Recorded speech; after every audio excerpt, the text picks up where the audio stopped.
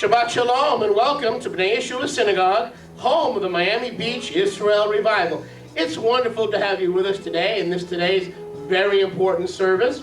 We're going to start today's service with worship and dancing and singing unto Yahweh Elohim and Yeshua our King. Afterwards, we're going to go right into the word of Yahweh, honoring the Father Yahweh in his true name and his Son Yeshua our King. Get ready to experience a move of the Ruach HaKodesh right here in Miami Beach, in the Miami Beach Israel Revival. And again, I want to say thank you from the bottom of our hearts to all our YATA Video Club members for subscribing to this teaching series. We pray and we hope that it'll bless you, edify you, and raise you up in the things of Yahweh as Yahweh's word is sent forth from Miami Beach to the four corners of the globe. Shalom in Yahshua's name. Now let's go right into this afternoon service. Shemot, Exodus, Shemot 25. How many have come to hear the word of Yahweh? Yeah. Rabbi, It's the word children. Okay. The children can go with Roberto. Correct? They're already gone, I think, with your brother Roberto. And the younger children can go with our sister Nina. Okay, so younger children with Nina upstairs. And the older children with elder Roberto. Amen? Can you please ask folks to come on in from the back? I don't know, there's a whole bunch of activity going on back there.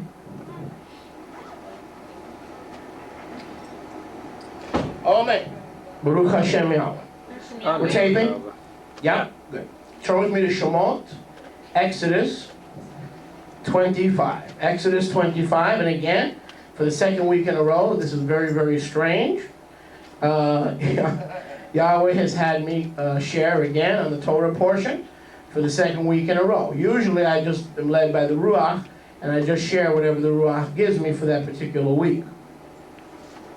But for some reason, the Ruach has again directed me for the second week in a row, which I think has never happened, I'm not sure, to the Torah Parsha that we read today.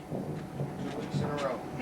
And after the word this afternoon, I'm going to ask you to please stay seated, because we're going to have our monthly charity offering, but you're going to see there's a special need this month. Now, that's not why I'm sharing this with you. It just so happened that's the way the Ruach worked it out. But you're going to understand there's some exciting things we want to do in addition to our charity work. And so, Baruch Hashem Yahweh, let this message minister to you. Exodus chapter 25, Shemot 25. We got some folks, please, if everybody would just come on in the back, in the hallways. Unless you're in the bathroom, you can stay there, but otherwise, please come on in Yeshua's mighty name. Shemot 25, I'll be preaching for a few hours this afternoon, a message that I've entitled DBA Volunteers. DBA. Charity's looking at me. DBA. Volunteers. Dalet Bet Aleph. DBA Volunteers. Shemot, Exodus 25 and 1. When there is, I'm sorry, pardon me. Baruch Hashem Yahweh. This is getting better and better. Amen. Yahweh spoke to Moshe. Shemot. Shemot, Shemot, Shemot, Shemot. Shemot. Shemot 25:1. And Yahweh spoke to Moshe, saying, speak to the children of Israel that they take up a contribution for me. For everyone whose heart moves him, you shall take up my contribution. Now, brothers and sisters, the word here for contribution is also the Hebrew word for donation, which is the Hebrew word nadab. Okay? I'm sorry, terumah, pardon me, terumah. The word for free will offering or donation is terumah. Amen? Terumah can also mean a wave offering, but it also means a free will offering or a donation or a contribution. Now, I think you'll understand why we waited to do our charity offering until after the message. Speak to the children of Israel that they take a terumah for me, for everyone whose heart moves him, you shall take up my contribution. Amen? Now, the Hebrew word for, as I said, for contribution is terumah, but the Hebrew for the heart that is moved, listen, the heart that is moved is the Hebrew word nadav. Nadav, meaning compelled, incited to volunteer. Compelled, incited to volunteer. That's why this afternoon's message, DBA Volunteers. DBA, doing business as volunteers. Are you with me? So Yahweh says, this is not a tithe. The tithe doesn't matter if you're moved, unmoved, feel like it, don't feel like it, prayed about it, didn't pray about it. A tithe belongs to Yahweh, whether your heart is wicked, evil, or not properly disposed to Yahweh, or it is properly motivated to Yahweh. Ma'aser, the 10% belongs to Yahweh. But this is not talking about the 10% tithe. This is talking about the terumah, the free will gift, the free will contribution, the free will donation. And a lot of believers think that if they tithe, that's all there is to serving Yahweh with their finance. Now, it's going to be very quiet today because I'm talking about finances. Whenever we talk about finances, you can be sure it's going to be very quiet. Not going to be a lot of shouting. Not going to be a lot of screaming. But if you allow this message, it will help you, edify you, enrich you, and help you to grow in the things of the kingdom. Baruch Hashem Yahweh. Baruch Hashem Yahweh. So the word contribution is terumah, free will donation offering for everyone. Now notice, Yahweh does not want everyone participating. Yes. I'll say that again. Yahweh does not want everyone participating like he does with the Ma'aser le Yahweh. The 10%, you have no choice. The 10% belongs to Yahweh. He wants everybody what? Participating. Amen? When it comes to the donation or the terumah, Yahweh says, I don't want full participation. I want hearts that are nadav, listen, that are incited, compelled to volunteer. Incited, compelled to volunteer. And so there's a big difference between the tithe, which is incumbent upon all born-again Israel, Messianic Israel, from both the house of Yehudah and the house of Ephraim. You've got no choice. You've got to pay 10% of your gross income. But the terumah is not for everybody. It is only for those whose heart is moved, whose heart is compelled, whose heart is being, listen, volunteered to by Yahweh. Yahweh will volunteer your heart, or in the Hebrew word is nadav. He'll move you and volunteer your heart. Are you with me? Baruch Hashem Yahweh.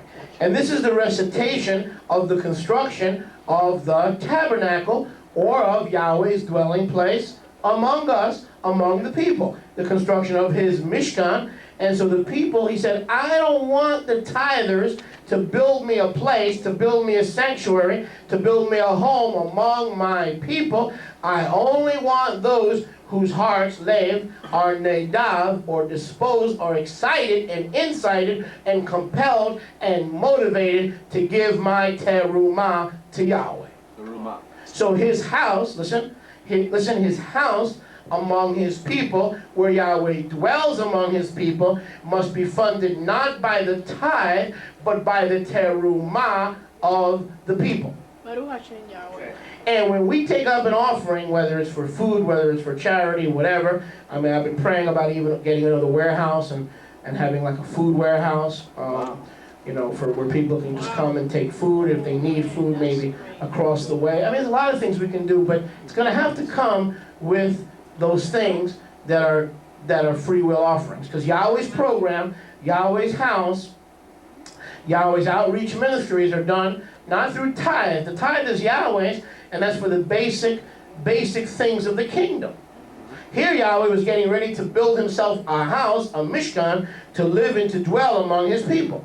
And amazingly, and this is amazing to me, he doesn't want everybody to participate. He just wants those whose hearts are moved, whose hearts are inclined, whose hearts are predisposed. In other words, he wants hearts that have been prepared to give the terumah. Turn to your neighbor and say, prepared to give terumah. Prepared to give terumah. So the tithe, you've got no choice. If you're born again, if you're a Torah follower, if you're a Talmid of Yeshua, you have no choice when it comes to Maaser Yahweh. When it comes to the terumah to Yahweh, you've got a major choice. You can miss the blessing, or let someone else's heart is predisposed to give a free will terumah. Now notice, the free will offering is used specifically, listen, to build Yahweh's house and to build Yahweh's presence among his people. All those people who donated so that we can build the upper room, we collected $15,000. They are going to receive a mighty reward for their terumah. It was a free will, freely given offering with a incited, excited, voluntary heart. Nadab. Their heart was nadab. Their heart was voluntarily disposed, predisposed to financial volunteerism. Are you with me? Baruch Hashem Yahweh. And so no, Yahweh says, before you build me a house, guys, before you put money into my house, before you build the necessities that will require for me to meet with you, talk to you, communicate with you, this is Yahweh's house. We are not in Israel, in case you had not noticed. And some of you may never get to Israel. You may die before Yeshua returns, which means you have to wait for the righteous resurrection of the dead to get to Israel. So this is the only house of Yahweh that you're ever going to enjoy.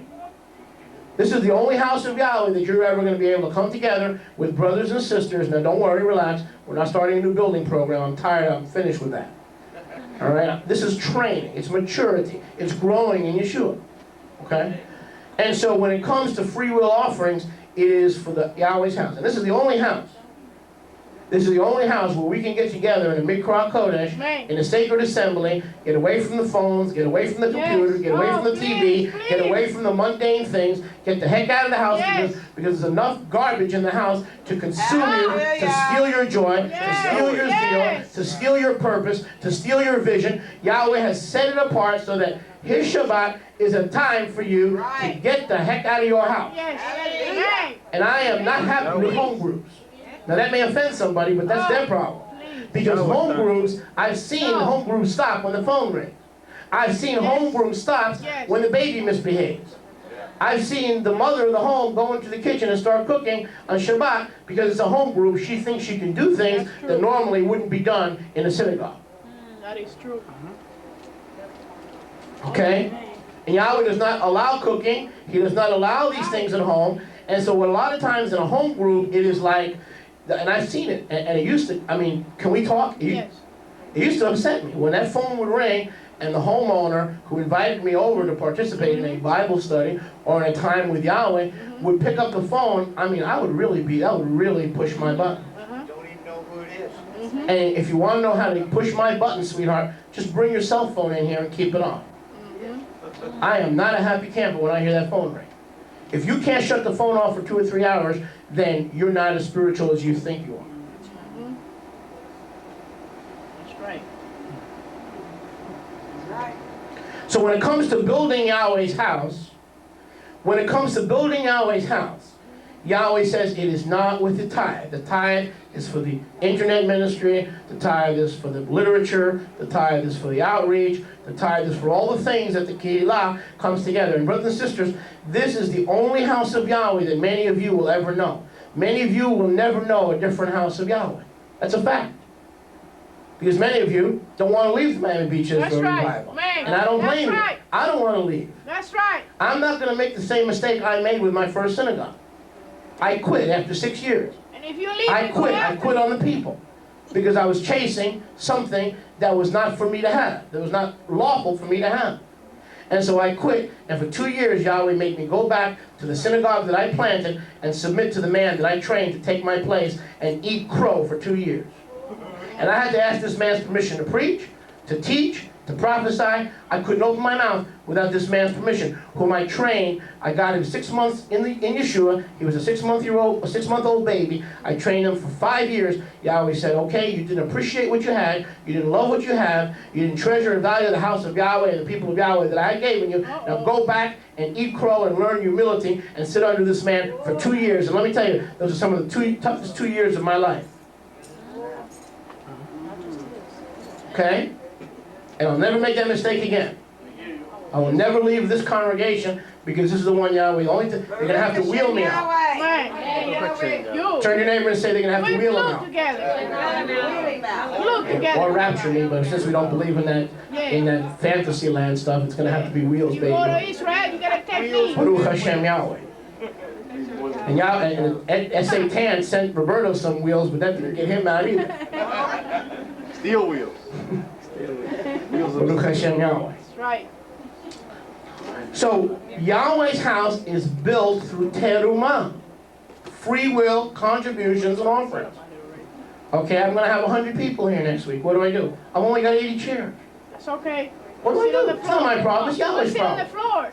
It's Yahweh's problem. I am determined, and Rivka knows me. She just, I hope we the sit best on thing the that floor. happens is when I get into one of these spend modes, or these spend mentalities, she knows that just Yahweh will provide. Just Moshe, don't go crazy. Okay? We need some more stuff that we need to do. And we'll talk about that later. And so free will offerings are given with a heart that is compelled to volunteer their life, their being, and their finances. I love this house. If you've been in the Messianic movement for as long as I have, which is about 15 years, 15 out of my 18 believing years, you understand what we have here. You understand what we have here. Most rabbis don't even have their own place. They have to beg a pastor to rent them a classroom in a church. Oh, yeah. Read my lips, sweetheart. Hell's going to freeze over before I rent from a church. Hallelujah. Come on. Hallelujah.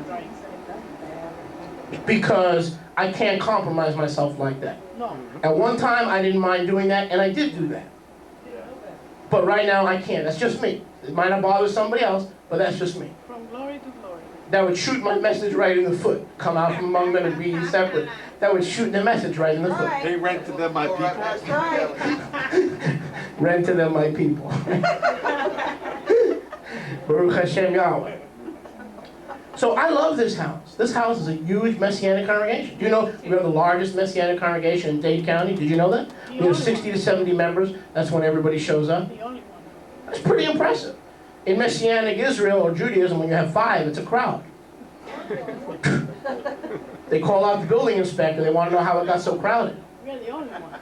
I mean, you got to compare it. People say to me, oh, that's not big. Well, not for a church, it's not. But for a Messianic synagogue, 60, 70 people is a very decent sized congregation. Not to mention the work we do around the world. But it is wrong for the people who give around the world their free will offerings to build this house. Yahweh says, when I dwell with you. Was Yahweh dwelling with us this morning? Yes. Or this afternoon? Was Yahweh with us in voice, in words, and songs, in the worship? The worship is outstanding. Outstanding worship. The worship is the best it's ever been. Yes. Man. In the Miami beaches, it's fantastic. Because you have Brian's creative ability, and you have the sisters who've got those beautiful voices. So it's a perfect blend. Amen? Baruch Hashem Yahweh. Hallelujah. So now, we go down to verse 2. Let's continue. Speak to the children of Israel. They take a donation from me. Now, we never think of Yahweh as in need of a donation, do we?